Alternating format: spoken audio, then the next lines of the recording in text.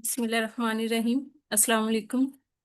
मिसाली group online academy की तरफ से आपके लिए पेडागोजी की क्लासेस का एहतमाम किया गया है।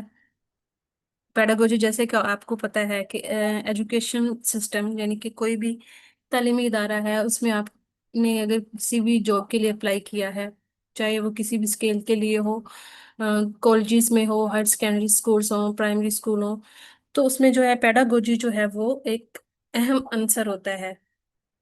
आप इसको अगर आपने पेडागोजी को अच्छी तरह से तैयार कर लिया है तो आप नो डाउट कि आपकी कामयाबी के चांसेस बहुत ज्यादा हो जाते हैं। मिसाली ग्रुप ऑनलाइन एकेडमी एक ऐसा प्लेटफॉर्म है जिसने अपनी मेहनत, डेडिकेशन, अपने कंट्रीब्यूशन से, अपनी कंसिस्टेंसी से आप जैसे सैकड़ों हजारों स्कॉलर्स का फ्यूचर बनाया है, उनके कैरियर को बनाया है। और वो आजकल बहुत मुख्तलिफ डिपार्टमेंट्स में, मुख्तलिफ इदारों में जो है ना अपने फ़राइज़ जो है वो सर अंजाम दे रहे हैं। अब हम देख देख आते हैं अपने आज के टॉपिक की तरफ। जैसा कि आपको पता है कि, अभी हम करिकुलम के बारे में पढ़ रहे थे। तो अब हम देखेंगे कि करिकुलम डिजाइन और मॉडल होता क्या है। अपने लास्ट जो हमने लेक्चर्स थे उनमें हमने पढ़ा था करिकुलम होता क्या है, उसकी बेसिक्स क्या है, उसके स्कोप के बारे में, उसकी डेफिनेशन को देखा था, करिकुलम की मुख्तलिफ अप्रोचेस देखी थी, उसके जो है ऑब्जेक्टिव्स जो हैं वो कैसे बनाए जाते हैं, कंटेंट है या उसके एलिमेंट के बारे में तफसील से पढ़ा था। अब हम देखेंगे कि करिकुलम डिज़ाइन और मॉडल्स क्या होते हैं, और इनकी डिटेल के बारे में देखेंगे और देखेंगे कि इनका आपस में डिफरेंस क्या है। सबसे पहले हम देखेंगे जी करिकुलम डिज़ाइन, ये होता क्या है। Curriculum design is the deliberate organisation of learning goals, content, instructional activities, and assessment procedures into a coherent structured pattern। देखिए हम कह सकते हैं कि ये एक ऐसा आप कहते हैं जो करिकुलम के अनासर हैं, अज़ाई तरकीबी जिनके एलिमेंट्स, जिन पे करिकुलम का पूरा स्तून, ऐसे पिलर्स जिन पे करिकुलम का पूरा स्तून खड़ा होता है, उनको आपने इस तरह से आपस में उनकी तरतीब लगानी है, उनको एक जगह पे इस तरह से इकट्ठा करना है कि उससे एक ऑर्गेनाइजेशनल फ्रेमवर्क आपके पास बन के निकले। ठीक है, और वो कैसा हो, क्लियर हो, वेल ऑर्गेनाइज्ड हो, स्ट्रक्चरल उसका पैटर्न हो। तो उसको हम क्या कहते हैं कि ये एक करिकुलम डिजाइन है। अब इसको हम डिजाइन क्यों करते हैं, इसको डिजाइन इसलिए किया जाता है कि हमारा जो निसाब है, उस निसाब के मुताबिक हमारे जो डिफरेंट सब्जेक्ट्स होंगे, क्लास वाइज होंगे, और फिर जो इसको हम हॉरिजेंटल भी देखेंगे, वर्टिकल भी देखेंगे, कि वर्टिकली भी इनके जब बच्चा एक सब क्लास से दूसरी क्लास में जाता है, तो वहां पे उसने जो पिछला कॉन्सेप्ट पढ़ा होता है, तो अगली क्लास में उसका इसको किस तरह से रिलेट किया जाता है, उसको उस इंफॉर्मेशन को, डाटा को पहले से ज्यादा किस तरह से कॉम्प्लेक्स किया जाता है। अच्छा, आगे हम देखेंगे it acts as the architectural blueprint for the learning journey, यानी कि सीखने के अमल में इसको हम क्या कह सकते हैं कि ये पूरी डिटेल हमें देता है। ये एक बुनियादी ढांचा होता है, इसको हम ये कहेंगे कि फाउंडेशन है। करिकुलम डिजाइन जो होता है ये फाउंडेशन है, एक बुनियादी ढांचा है। ये हमें एक डिटेल प्लान भी देगा, डिजाइन भी देगा, और इसके मुताबिक जो है ना आगे फिर करिकुलम बनाया जाता है और उसको इम्प्लीमेंट किया जाता है। Ensuring that educational experiences are intentional rather than accidental. अब वो ये भी कहता है कि करिकुलम डिजाइन जो है कि जो हमारी एजुकेशनल एक्सपीरियंसेस होते हैं, जो भी एक्टिविटीज हैं टीचिंग लर्निंग प्रोसेस के दौरान, जो भी एक्टिविटीज होती हैं टीचर्स परफॉर्म करता है, बच्चों से परफॉर्म करवाता है, वो यानी कि स्कूल के अंदर, क्लासरूम के अंदर, क्लासरूम से बाहर जो भी सारी एक्टिविटीज होती हैं निसाब से रिलेटेड, वो चाहे करिकुलर हो, को करिकुलर हो, वो सारी एक्टिविटीज वो कहते हैं कि ये इंटेंशनल होती हैं, इरादतन होती हैं, इरादी तौर पर, यानी कि हम इनको मखसूस मकासद के तहत करवाते हैं। ये नहीं होता कि हम हादसाती तौर पे जो है ना वो एक्टिविटीज करवा रहे होते हैं। अब हम देखेंगे कि इसके फंक्शंस क्या है। इसका जो मेन फंक्शन है वो है जी अलाइनमेंट, कंटिन्यूटी एंड स्टैंडर्डाइजेशन। अच्छा, हम ये भी कह सकते हैं, अब फंक्शन से पहले हम ये देखते हैं कि करिकुलम डिजाइन की एक और डेफिनेशन ये है कि आप इसके जो तमाम एलिमेंट्स हैं, कंपोनेंट्स हैं, उनको एक स्ट्रक्चर में एक जगह पे इकट्ठा कर देना, इसको भी हम कहते हैं कि करिकुलम डिजाइन है। Arranging all components of curriculum in one structure is called curriculum design. अब इसके फंक्शन हम देखेंगे। अलाइनमेंट में क्या होता है, वो कहते हैं सिंक्रोनाइजेस टीचिंग विद आउटकम्स, यानी कि टीचर जो पढ़ा रहा है, ये नहीं है कि वो बगैर किसी मकसद के पढ़ा रहा है। वो जो पढ़ाएगा वो जो आउटकम्स है, यानी कि असेसमेंट के बाद, एवेल्युएशन के बाद, वो हमारे जो एसएलओज थे, जो हमारे ऑब्जेक्टिव्स थे, जो हम टीचिंग, जो हमारा कंटेंट था हमारे पास, उसके जो एसएलओज हैं उस वो हमारे हासिल होने चाहिए। यानी कि टीचर जो भी पढ़ाए वो हमेशा जो है उसका आपस में बामी रबत हो, वो एक दूसरे के साथ सिंक्रोनाइज्ड हो। जो टीचर पढ़ा रहा है, जो हमारा कंटेंट है, जो एक्टिविटीज वो करवा रहा है, और जो हमारे ऑब्जेक्टिव्स हैं, ताकि उससे रिलेटेड जो है आउटकम्स वो हमें हासिल हों। यानी कि हम ये कह सकते हैं कि टीचर जो भी पढ़ाए वो गोल ओरिएंटेड होना चाहिए। अब वो कहते हैं कि अब टीचर कैसे पढ़ाएगा, उसने ये भी देखना है कि हमारे जो मकासद हैं वो तलबा की, जो हमारे स्टूडेंट्स हैं, लर्नर हैं, सीखने वाले हैं, उनकी मुख्तलिफ ज़रूरियात के मुताबिक हो, उनकी काबिलियत और सलाहियतों के मुताबिक होने चाहिए। ये नहीं कि बच्चा हमारे पास प्राइमरी सेक्शन का है और हमारे पास जो निसाब है या टीचर ने जो अपना लेसन तैयार किया है, वो जो है बच्चे के मेंटल एज के हिसाब से बहुत ज़्यादा, मतलब वो हाई क्लास का कर ले, तो वो उससे हम ये कहेंगे कि हम अपने जो है आउटकम्स को वो हासिल नहीं कर सकते। अच्छा, दूसरा इसका फंक्शन क्या है, कंटिन्यूटी होनी चाहिए, ensures logical progression over time. यानी कि जो एक कंटिन्यूटी, एक कोई चीज है उसमें कंसिस्टेंसी होनी चाहिए, एक प्रोग्रेशन होनी चाहिए कि अगर छोटी क्लासेस में बच्चों के जो कंसेप्ट थे, जो आइडियाज हमने दिए थे बच्चों को, जो डेफिनेशंस वगैरह जो हमारा मटेरियल था, वो अगर सिंपल सादा है तो आहिस्ता आहिस्ता उसमें जो है वो पेचीदगी आनी चाहिए, कॉम्प्लेक्स आइडियाज होने चाहिए, ताकि बच्चे जो है ना ब्लूम्स टेक्सोनोमी के अकॉर्डिंग जो है हर लेवल थिंकिंग ऑर्डर्स की तरफ जो है प्रोग्रेस कर सके। नेक्स्ट इसका फंक्शन क्या है, स्टैंडर्डाइजेशन है। अच्छा, maintains quality across classrooms. Standardisation जो है करिकुलम डिजाइन का मकसद क्या होता है कि आपके पास जो भी निसाब है, जो एक्टिविटीज हैं, वो आपके क्लासरूम में एक तो क्वालिटी एजुकेशन को इंश्योर करेंगी। ठीक है। दूसरा वो कहते हैं कि आप क्या करते हैं कि हमारे पास मुख्तलिफ अगर सब्जेक्ट्स हैं तो हम उनको इंटीग्रेट कर देते हैं, मुख्तलिफ चीज़ों को, मुख्तलिफ सब्जेक्ट्स को एक ही जगह पे इंटीग्रेशन कर देना, ताकि जो हमारे पास एक ही मियार के मुताबिक रिजल्ट्स आए। हमने जो अपने वो म्यार हमें कहाँ से मिलेगा, जो हमने अपने वो कंटेंट बनाने से पहले हमने अपने जो एसएलओज, अपने यूनिट के जो ऑब्जेक्टिव सेट किए थे, उससे रिलेटेड हमारे पास जो भी रिजल्ट्स आएंगे, अगर वो मियारी हैं, वो क्लासरूम में जो हमारी एजुकेशन है उस वो क्वालिटी एजुकेशन दे रहे हैं, बच्चों से जो आउटपुट है वो अच्छा आ रहा है टीचिंग लर्न, तो हम ये समझेंगे कि हमारा जो टीचिंग का प्रोसेस है वो कामयाब हो रहा है। हम स्टैंडर्डाइजेशन को हम ये भी कह सकते हैं कि ये एक मुसलसल जायजा का अमल है।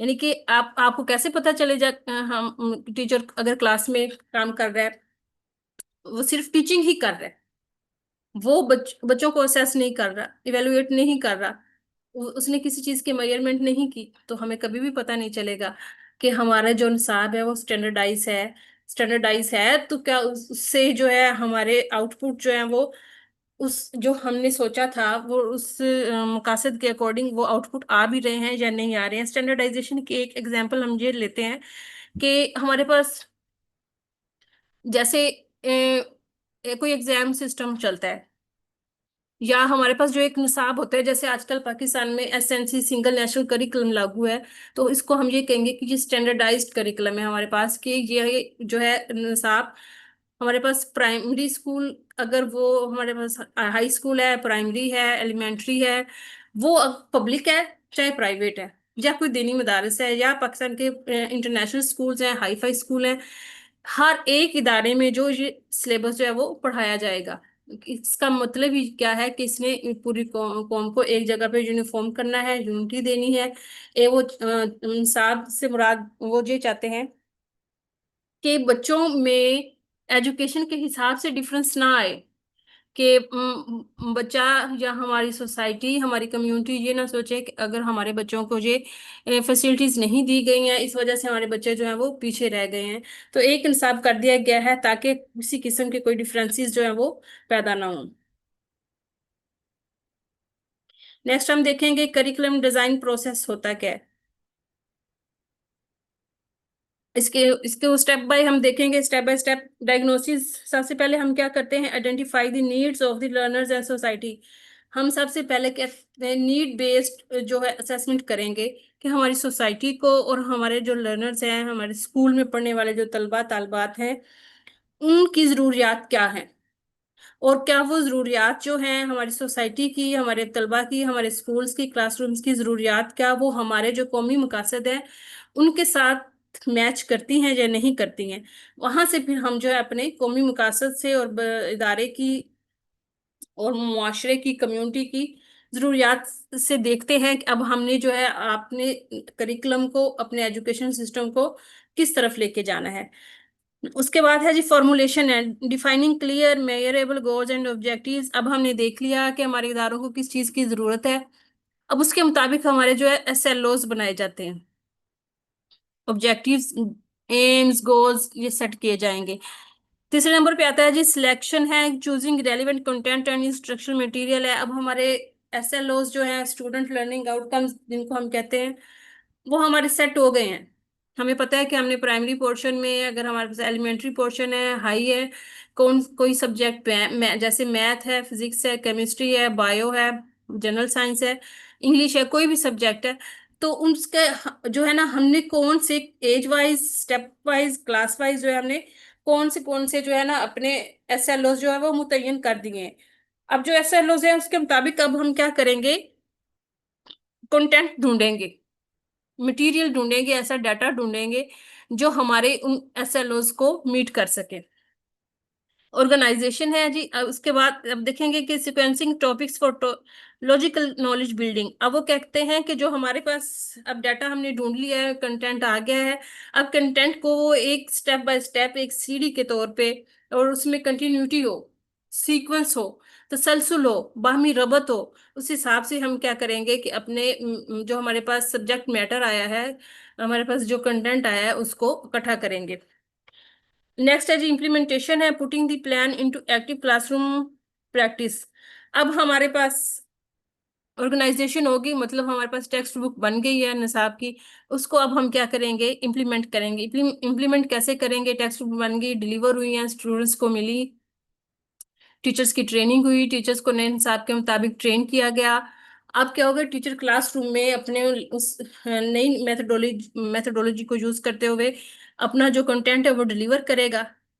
अब उसको डिलीवर करने के बाद नेक्स्ट स्टेप आ जाता है जी evaluation, assessing effectiveness through learner outcomes. उसने जज करना है कि जो उसने सिलेबस नया दिया है, बच्चों को पढ़ाया है, करिकुलम जो आया है, उस एक तो उससे अंदाजा हो जाएगा कि उसने जो नई मेथोडोलॉजी अडॉप्ट की है उससे उसकी टीचिंग में कितना फायदा हुआ है।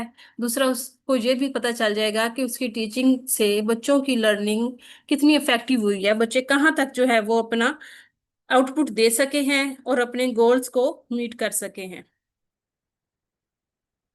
नेक्स्ट हम देखेंगे जी हमारे पास करिकुलम के डिजाइन कितने हैं। सबसे पहले है जी करिकुलम है, सब्जेक्ट सेंटर्ड करिकुलम है। इसकी खसूसियात देखेंगे, the most traditional and common design focusing primarily on academic discipline such as mathematics, science and history.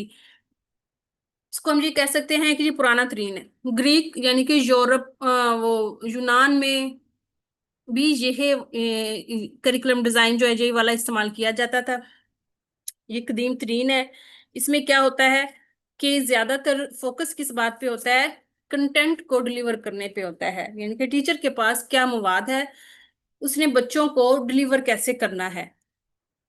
वो बता रहे हैं कि इसमें एकेडमिक डिसिप्लिन लाइक मैथ है, साइंस है, हिस्ट्री है, इसके मुताबिक जो डाटा है सिर्फ इसको डिलीवर करना है। इसमें टीचर सारा फोकस जो है वो टीचर पर होता है। टीचर जो है वो एक मेन रोल प्ले करता है इसमें। स्टूडेंट्स जो होते हैं वो उस पे जो है फोकस नहीं किया जाता कि उन्होंने जो आप डाटा उनको हम डिलीवर कर रहे हैं वो कहाँ तक उन्होंने समझा है, सुना है, या उस पे वो किस हद तक अमल कर सकते हैं। आगे हम देखेंगे कि वो कह रहे हैं कि ये emphasis on mastery of subject matter, यानी कि इसका मकसद और क्या होता है, ज्यादा से ज्यादा फोकस यानी कि जोर किस बात पे डाला जाता है कि सब्जेक्ट मैटर में मास्टरी हो, यानी कि उसमें बच्चा जो है वो ज्यादा से ज्यादा एक्सपर्ट हो, माहिर हो।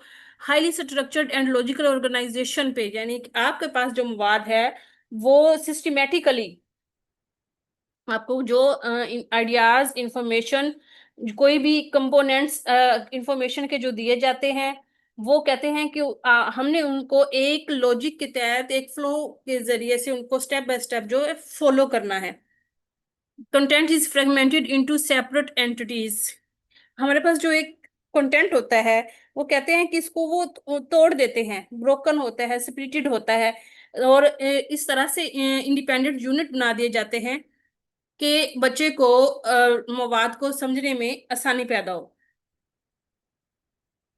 Easily manageable for standardise testing. Standardisation का जैसे ऊपर हमने जिक्र किया कि तयशुदा मेयारात के मुताबिक जो है किसी एक चीज को बनाना, वो स्टैंडर्डाइज उसे हम कहते हैं। अब वो कहते हैं कि अगर जो सब्जेक्ट मैटर वाला जो हमारा करिकुलम का डिजाइन होगा तो उसकी टेस्टिंग जो है वो आसान हो जाती है, क्योंकि इस सब्जेक्ट मैटर में जो हमारे पास एक बना बनाया मवाद है, टीचर ने सिर्फ उसी को डिलीवर करना है, उसने डीप रिसर्च नहीं करनी।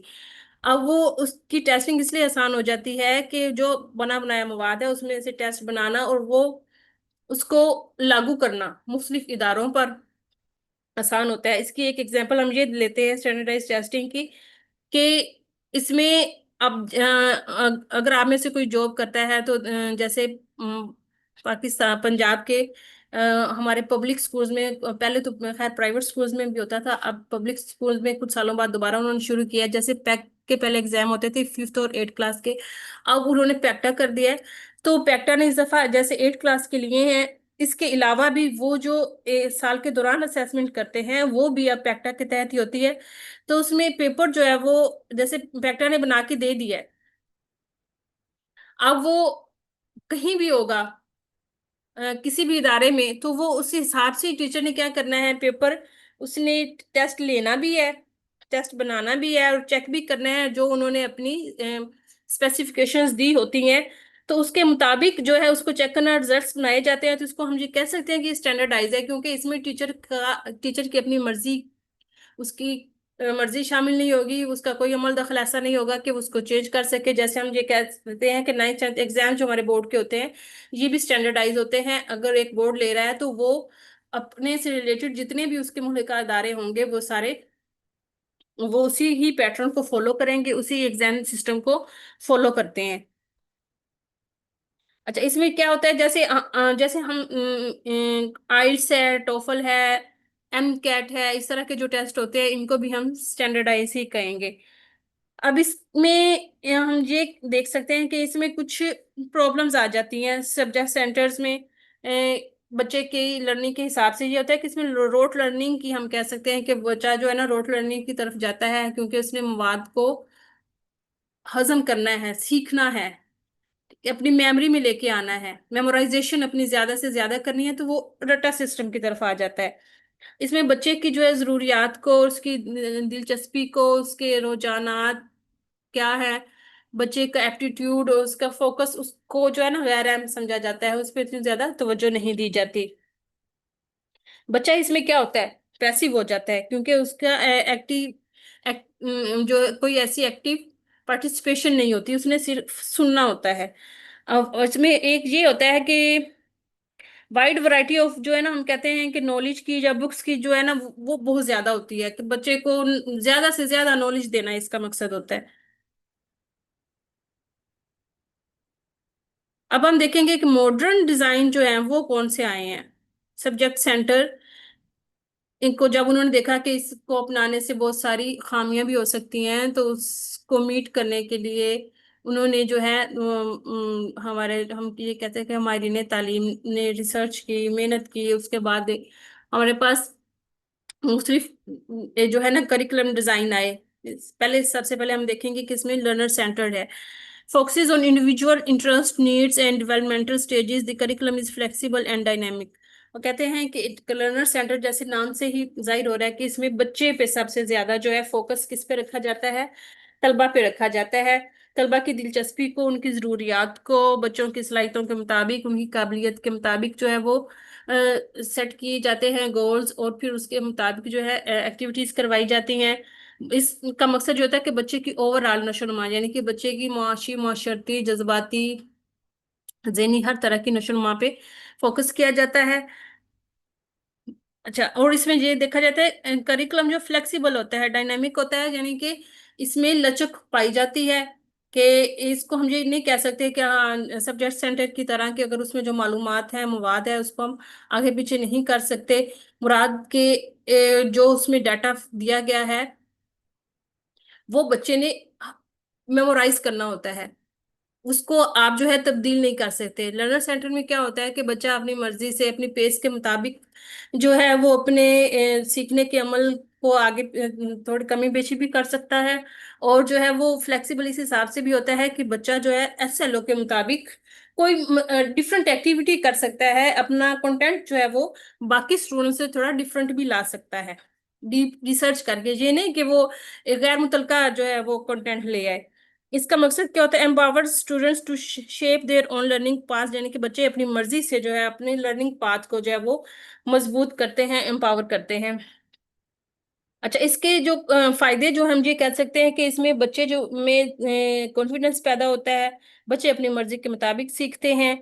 क्लासरूम के बाहर या क्लासरूम के अंदर जो भी पढ़ाया जाता है, इसमें हम ये समझते हैं कि टीचर जो है ना वो एक्सपर्ट है, क्योंकि वो अगर नॉलेज में अपनी जो उसकी अंडरस्टैंडिंग बहुत ज्यादा डीप होगी तो वो बच्चों को मुख्तलिफ एक्टिविटीज करवा सकता है। अगर उसकी अंडरस्टैंडिंग बहुत ज्यादा डीप नहीं है कंटेंट से रिलेटेड, तो वो बच्चों को एक्टिविटीज नहीं करवाएगा, वो एस जैसे उसके पास कंटेंट है वो वैसे ही बच्चों को डिलीवर कर देगा। तो इस सूरत में हम ये कह सकते हैं कि फिर लर्नर सेंटर जो है ना करिकुलम का जो डिजाइन है उसके जो मैक्सिमम जो है फवायद है वो हासिल नहीं हो सकते। अब इसमें वो टीचर का मकसद एक ये भी होता है कि वो बच्चों को भी एक्सपर्ट बनाए। अगर वो उसके पास नॉलेज है तो वो ये चाहता है कि बच्चे भी उसमें एक्सपर्ट हों, बच्चे उसको अपनी प्रैक्टिकल लाइफ के लिए जो है वो उसको इस्तेमाल करें ज्यादा से ज्यादा। अच्छा जी, अब नेक्स्ट हमारे पास है problem centred. Focuses on social issues, life situations and authentic problems, encourages in interdisciplinary thinking.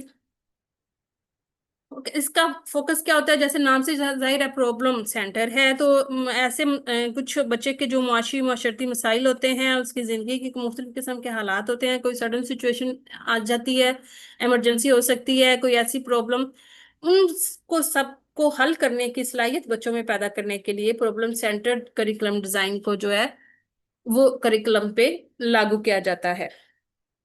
इसका मकसद क्या होता है, prepares learners to tackle real world social challenges, यानी कि हमारी जो मुआशी माशरती जिंदगी के जो भी मसाइल हैं, जो चैलेंज हैं, जो जिनको हम आजकल के दौर में ये भी कह सकते हैं कि जैसे एक दुनिया को कहते हैं हम ग्लोबल एक सिस्टम के तहत काम कर रही है, तो जो अगर किसी और मुल्क का मसला है वो हमारा भी है। तो उन सारे मसाइल को, चैलेंज जो हमारे हैं, उनको हल करने की सलाहियत पैदा कौन करता है, प्रॉब्लम सेंटर्ड जो है हमारा करिकुलम का अगर डिजाइन होगा तो। अच्छा, ऊपर हमने देखा था कि इंटरडिसिप्लिनरी इंटरडिसिप्लिनरी थिंकिंग क्या होती है, यानी कि हम ये कह सकते हैं कि मुख्तलिफ मेथड्स को, मुख्तलिफ थीरीज को इकट्ठा कर देना इस तरह से कि वो एक मजमूई तौर पर किसी मुश्किल मसले को हल करने के काम आ सके। तो हम ये कह सकते हैं कि वो इंटरडिसिप्लिनरी थिंकिंग के तहत काम हो रहा है। अब ये इसमें ये भी है, अब जो बच्चे की प्रॉब्लम्स हैं वो उसकी रियल जिंदगी से मुतल्लिक भी हो सकती हैं, सपोज भी होती हैं, यानी कि बच्चे को जब ट्रेन किया जाता है तो वो उसको सपोज कोई एक सिचुएशन दे दी जाती है कि अगर ऐसी सिचुएशन हो तो आप इसमें क्या करेंगे। जब बच्चों को मुख्तलिफ किस्म की लाइफ सिचुएशंस के लिए और मुख्तलिफ प्रॉब्लम्स जो बच्चों की जो हमारी फिलोसफी से रिलेटेड भी हो सकती हैं, सोसाइटी से रिलेटेड भी हो सकती हैं, हमारे स्कूल से, हमारी जिंदगी से रिलेटेड जो भी प्रॉब्लम्स है उनको हल करने के लिए जो सलाहियत पैदा की जाती है, वो हम ये कह सकते हैं प्रॉब्लम सेंटर्ड करिकुलम का जो डिजाइन होगा वही बच्चों में ये सलाहियत और काबिलियत पैदा करेगा।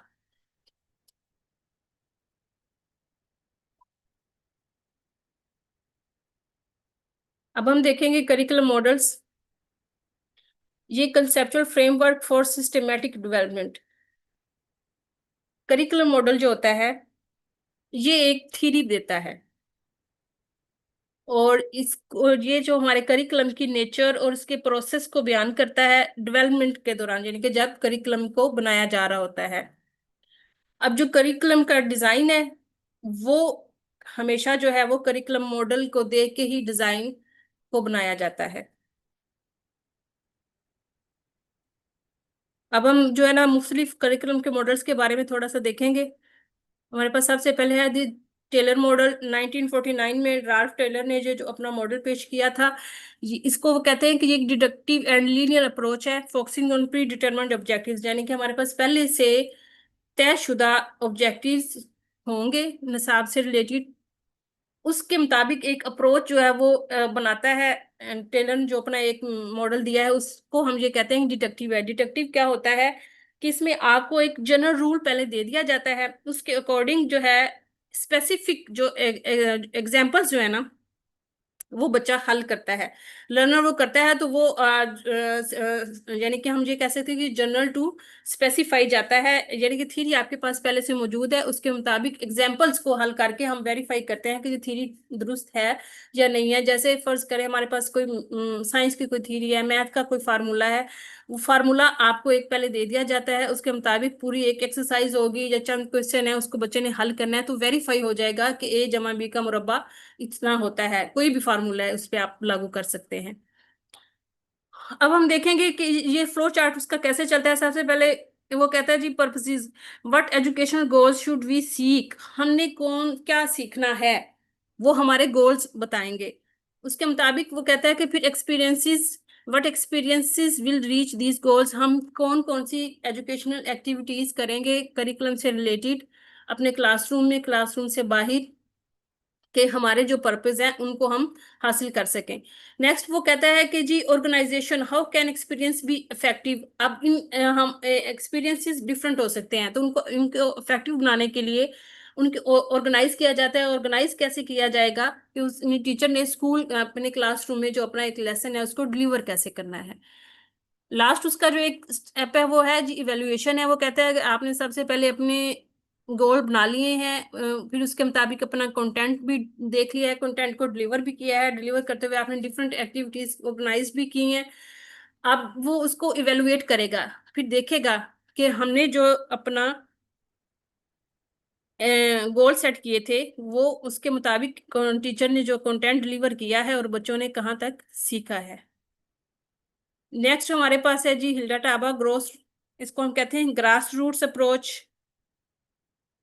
ये मॉडल जो है 7 स्टेप पे जो है, स्टेप बाय स्टेप जो है ना 7 इसके हैं नंबर। इसको पहला हम देखेंगे डायग्नोसिस है, आइडेंटिफाई नीड्स फॉर लर्नर। इसमें भी सबसे पहले आप देखेंगे कि लर्नर ने क्या सीखना है, उसकी नीड्स को आइडेंटिफाई करेगा। आइडेंटिफाई कौन करेगा?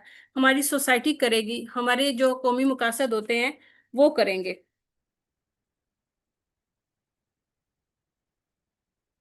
नेक्स्ट है जी ऑब्जेक्टिव्स हैं, फॉर्मुलेट गोल्स हैं। वो कहते हैं आपने अपनी नीड को देख लिया है, उसके मुताबिक हम अपने गोल्स बनाएंगे, ऑब्जेक्टिव्स बनाएंगे, फिर उसके हिसाब से कंटेंट सिलेक्शन करेंगे कि कौन सा सब्जेक्ट मैटर हमने चूज करना है, फिर कंटेंट को ऑर्गेनाइज किया जाएगा। सीक्वेंस फॉर लॉजिकल फ्लो, यानी कंटेंट को ऑर्गेनाइज करते हुए आप ये देखें कि हमारा जो है सिक्वेंशियल होना चाहिए, स्टेप बाय स्टेप होना चाहिए, उसमें कंटिन्यूटी होनी चाहिए। जो हम अपना करिकुलम जो सब्जेक्ट मैटर जो है वो किसी भी एक सब्जेक्ट के लिए, किसी करिकुलम के लिए जो भी हम अपना डाटा में जो सब्जेक्ट मैटर चूज करेंगे उसको जब आप किसी क्लास के लिए बनाएंगे तो उसमें कंटिन्यूटी होनी चाहिए। नंबर 5 पे है वो कहते हैं एक्सपीरियंसेस जो है उनकी सिलेक्शन है, आपने चूज टीचिंग मेथड्स है, आपने अपना जो कंटेंट ऑर्गेनाइज कर लिया, चूज भी कर लिया, ऑब्जेक्टिव्स भी सेट कर लिए। अब ये देखना है कि आपने अपने जो कंटेंट है उसको डिलीवर कैसे करना है। टीचर इसके लिए मुख्तलिफ किस्म के जो है वो मेथड्स अपनाएगा, टैक्टिक्स यूज कर सकता है, अपने स्ट्रेटजी बनाएगा, और मुख्तलिफ किस्म की टेक्निक्स के जरिए से। अब जरूरी नहीं है कि टीचर ने एक लेसन डिलीवर करते हुए वो सिर्फ एक ही मेथड को इस्तेमाल कर, वे मुख्तलिफ किस्म की टैक्टिक्स और टेक्निक्स को यूज करते हुए अपने जो लेसन इम्पार्ट कर रहा है वो उसको ज्यादा से ज्यादा इफेक्टिव बना सकता है। नंबर 6 पे है जी एक्टिविटी ऑर्गेनाइजेशन है स्ट्रक्चर द क्लासरूम। अब क्लासरूम का जो है उसने देखना है कि उसमें अपना जो एक्सपीरियंसेस उसने अपने सिलेक्ट कर लिए हैं। अब उसने ये देखा है कि पूरा लेसन प्लान जो बनाते हुए एक पैटर्न उसने सेट किया है, तो आप उसने टीचर ने ये सोच लिया है कि मैंने किस किस तरह से एक्टिविटी करवानी है।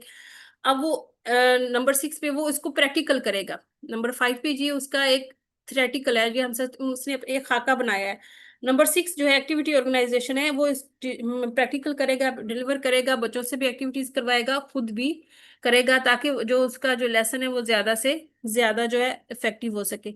लास्ट में इवेल्युएशन करेगा, चेक द इफेक्टिवनेस है, वो देखेगा कि उसने अपना लेसन जो है वो किस तरह से डिलीवर किया है, क्या उसके गोल जो है उसने हासिल किए हैं। वो ये कहते हैं कि जो ये है ना ग्रास रूट हमारा मॉडल, ये इंडक्टिव अप्रोच को जो है वो फॉलो करता है। इंडक्टिव जो है वो डिडक्टिव का उल्ट होता है। इंडक्टिव में क्या होता है कि हम स्पेसिफिक टू जनरल जाते हैं, यानी कि हम पहले क्या करेंगे, एग्जाम्पल्स को हल करेंगे, उससे फिर एक आम जो है फार्मूला निकालेंगे। यानी कि हमारे पास जो है थ्योरी जो है वो बाद में आएगी, एग्जाम्पल हम पहले देंगे। नेक्स्ट मॉडल है हमारे पास ओलिवा एंड ल्यूइस फ्रेमवर्क।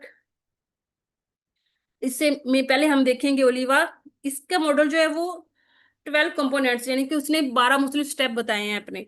इनको बारे में हम थोड़ा थोड़ा सा देख लेते हैं। फिलोसफिकल फॉर्मुलेशन है, सबसे पहला वो कहता है कि आपने अपनी फिलोसफी के अकॉर्डिंग जो है अपनी नीड्स देख लेनी है, और अपने स्कूल विजन के हिसाब से, यानी कि आपकी स्कूल की डिमांड्स क्या हैं और आपकी फिलोसफी के अकॉर्डिंग आपकी सोसाइटी की डिमांड्स क्या हैं, उसके मुताबिक आपने अपनी ज़रूरियात जो है वो उस ज़रूरियात के मुताबिक अपनी जो है क्या कहते हैं ऑब्जेक्टिव्स जो है वो सेट करने हैं। उसके बाद वो कहते हैं कि नीड्स ऑफ द कम्युनिटी, हमारे मुआशरे की ज़रूरियात क्या है, जनरल एंड स्पेशल पर्पसेस क्या हैं। आप कोई भी सब्जेक्ट लेते हैं, यूनिट लेते हैं, तो उसके जो है एसएलओ जो बताते हैं कि इसको पढ़ने से आम तौर पे बच्चा क्या हासिल कर सकता है, और खास तौर पे जो सिर्फ इस यूनिट से रिलेटेड है उससे बच्चे ने क्या सीखना है। स्ट्रेटजी सिलेक्शन है कि टीचर ने पढ़ाना किस तरह से, डिलीवर कैसे करना है, इम्प्लीमेंटेशन है उस वो डिलीवर करेगा। तो उसके बाद उसने ये देखना है कि असेसमेंट एंड इवेल्युएशन करेगा, वो देखेगा कि उसने जो अपना लेसन दिया है उसकी असेसमेंट इवेल्युएशन के बाद पता चलेगा कि जो उसने अपना ऑब्जेक्टिव सेट किए हैं वो मीट कर सका है या नहीं। आगे है हमारे पास सेलर, अलेक्जेंडर एंड ल्यूइस का मॉडल है। इसमें ये इसके भी 4 जो स्टेप है। सबसे पहले है setting goals and specific objectives है। गोल अमूमी होते हैं, यानी कि उसने गोल भी सेट कर दिए हैं, और अपने सब्जेक्ट मैटर के हिसाब से उसने मखसूस किस्म के ऑब्जेक्टिव्स जो होते हैं वो भी यूनिट के हिसाब से, अपने डाटा के हिसाब से सेट कर दिए हैं। नंबर 2 पे वो क्या करता है कि डिजाइनिंग लर्निंग अपॉर्चुनिटीज है, बच्चों के लिए लर्निंग अपॉर्चुनिटीज वो डिजाइन की जाती हैं कि बच्चे ने जो है वो किस तरह से सीखना है। इम्प्लीमेंटेशन बाय टीचर्स, टीचर्स ने इम्प्लीमेंट करना है, वही बात इम्प्लीमेंट करने के लिए टीचर ने मुख्तलिफ किस्म की मेथडोलॉजी या इंस्ट्रक्शन प्लानिंग करनी है। नंबर 4 पे teacher evaluate of the total programme, जो भी उसने टीचर ने क्लासरूम में किया है वो सारे की इवेलुएशन होगी। अच्छा, वो कहते हैं कि जो सेलर अलेक्जेंडर का मॉडल है वो कौन सी डोमेन्स पे इसका फोकस होता है, पर्सनल डेवलपमेंट पे होता है। और जो हमारे पास ओलिवा का मॉडल है वो कम्प्रीहेंसिव है, सिस्टमैटिक एंड साइक्लिकल प्रोसेस है, यानी कि ये एक मजमूई तौर पर स्टेप बाय स्टेप। और इस साइक्लिकल यानी कि इसको आप एक स्टेप को फर्ज करें आप फॉलो नहीं करेंगे तो आपका जो है वो मॉडल के तहत आप जिस जो भी पढ़ा रहे हैं वो आपको मुकम्मल तौर पे उसकी इफेक्टिवनेस जो है वो मुतासर होगी। और आपको वो साइकिल जो है वो दोबारा नए सिरे से चलाना पड़ेगा। अब हम देखेंगे डिजाइन और मॉडल में डिफरेंस क्या होता है। करिकुलम डिजाइन जो होता है इज द स्टैटिक स्ट्रक्चर है, यानी कि करिकुलम डिजाइन को हम ये कह सकते हैं कि जब करिकुलम बन गया डिजाइन, तो इसमें कोई तब्दीली नहीं हो सकती, ये स्टैटिक है, इसको हम तब्दील नहीं कर सकते, ये जामद है अपनी जगह पे। It's the arrangement of elements है, यानी कि हमारे पास क्या है, जैसे करिकुलम के जो एलिमेंट्स हैं, ऑब्जेक्टिव्स हैं, कंटेंट है, उसके पास मेथोडोलॉजी आ जाती है, वैल्यूएशन है, इनको आपस में अरेंज करना, इसको हम ये कहते हैं कि ये करिकुलम डिजाइन है। करिकुलम मॉडल क्या है? इज द डायनेमिक प्रोसेस है, ये एक ऐसा अमल है, it's the methodology use to create it, यानी कि ये बताता है कि आपने डिजाइन को कैसे बनाना है। यानी कि मॉडल जो है वो एक थ्योरी पेश करता है, जबकि डिजाइन जो है हमारे पास फिजिकल और स्ट्रक्चर जो है और लॉजिकल, हमारे पास एक लेआउट हमारे पास सामने होता है। जबकि मॉडल क्या है, कोई वो गाइड करता है उस प्रोसेस को जिसके तहत हमारे पास करिकुलम का डिजाइन आएगा। अब करिकुलम डिजाइन में हम ये कह सकते हैं कि आउटपुट हमारे पास सामने क्या आती है कि हमारे पास सिलेबस बन के आ जाता है, लर्निंग मॉड्यूल्स हैं, यानी कि बच्चों की टेक्स्ट बुक है वो हमारे सामने आ जाती हैं। जबकि अगर हम मॉडल को देखेंगे तो वो हम देखते हैं कि वो एक थ्योरी के अकॉर्डिंग एक थ्योरेटिकल फ्लो चार्ट होता है हमारे पास, यानी कि वो एक कोई जामुन चीज हमारे सामने नहीं है, ये एक थ्योरी है जिसके पेश नजर जो है वो करिकुलम डिजाइन बनाया जाता है। और थ्योरेटिकल फ्लो चार्ट का मकसद ये होता है कि इसको आपने स्टेप बाय स्टेप इस पूरे प्रोसेस को फॉलो करना होता है। अगर हम किसी एक स्टेप को भी फॉलो नहीं करेंगे तो हमें नए सिरे से अपने मॉडल को शुरू करना पड़ेगा। अच्छा, अब हम ये देखते हैं कि ये जो करिकुलम डिजाइन है ये कहता है, जैसे वहां ऊपर जिक्र है कि इसके अरेंजमेंट्स ऑफ एलिमेंट्स है दी व्हाट, यानी कि कहता है what to include, how to present, यानी कि हमने कौन सी चीजें शामिल करनी है और उसको प्रेजेंट कैसे करना है, ये काम करिकुलम डिजाइन करता है। और जो करिकुलम की प्लानिंग है, उसको डेवलपमेंट की, उसके प्रोसेस की जो प्लानिंग है, वो सारा काम जो है वो करिकुलम मॉडल करेगा।